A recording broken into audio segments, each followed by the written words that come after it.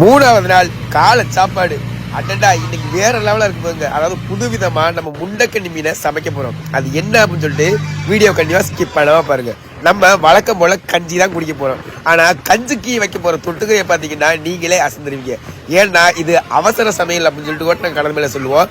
எப்படி நாங்க அவசரமா சீக்கிரமா சிம்பிளான ஒரு கடல் உணவு தயார் பண்றோம் அப்படின்னு சொல்லிட்டு வீடியோ கண்டிப்பா ஸ்கிப் பண்ணாம முழுசா பாருங்க. வீடியோ பார்த்துட்டு வீடியோ பத்தின கருத்துக்களை கமெண்ட்ல சொல்லுங்க. இந்த ஒரு சமையல் வீடியோ உங்களுக்கு பிடிச்சிருந்துச்சுன்னா கமெண்ட்ல கேளுங்க. நான் இது எப்படி செய்யறதுன்னு சொல்லித்தரேன்.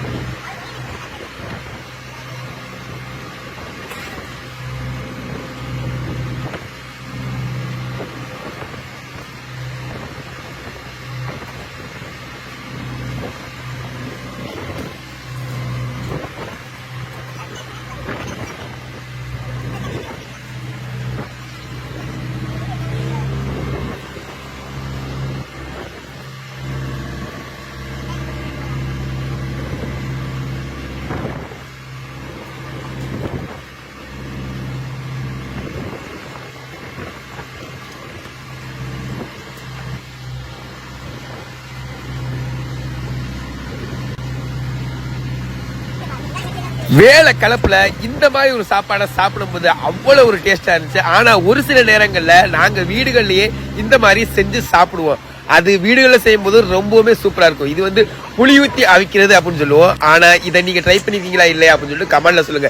இந்த ஒரு வீடியோ உங்களுக்கு பிடிச்சிருந்தா லைக் பண்ணுங்க, ஷேர் பண்ணுங்க. ஃபிஷர்மேன்ஸோட லைஃப் ஸ்டைலை தெரிஞ்சுக்கணும் நம்ம பேஜை ஃபாலோ பண்ணி வச்சுக்கோங்க.